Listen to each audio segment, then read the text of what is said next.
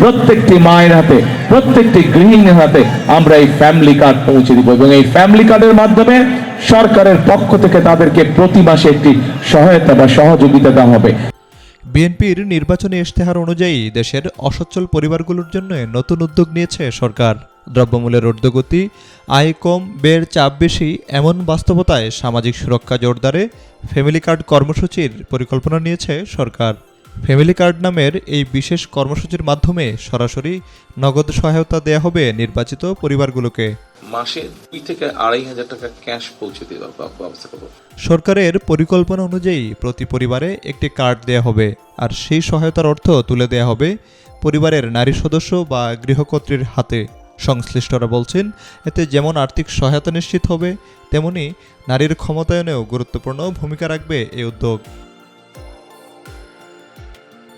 সমাজ কল্যাণ মন্ত্রণালয়ের তথ্য অনুযায়ী বিদ্যমান অন্যান্য সামাজিক ভাতার তুলনায় ফ্যামিলি কার্ডের আওতায় সহায়তার পরিমাণ হবে তুলনামূলক বেশি।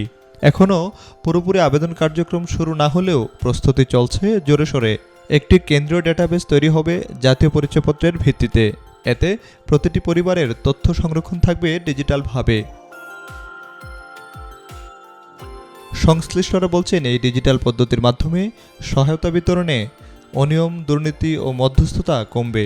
প্রাথমিকভাবে দেশের কিছু এলাকায় পাইলট প্রকল্প হিসেবে কার্যক্রম শুরু হবে। এরপর সফলতা যাচাই করে ধাপে ধাপে সারা দেশে সম্প্রসারণ করা হবে।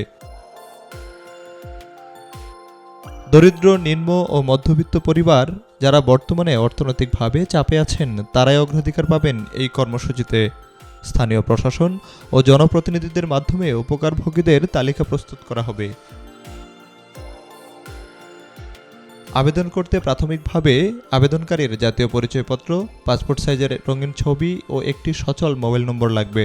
মোবাইল নম্বরে আবেদন সংক্রান্ত বার্তা ও যাচাইকরণ প্রক্রিয়া SMS এর মাধ্যমে জানানো হবে।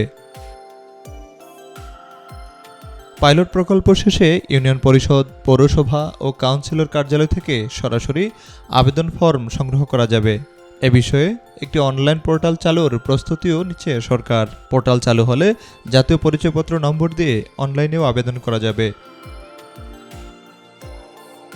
সরকারের নতুন এই কর্মসূচি সাধারণ মানুষের জন্য কতটা স্বস্তি বয়ে আনবে সেটাই এখন দেখার বিষয়।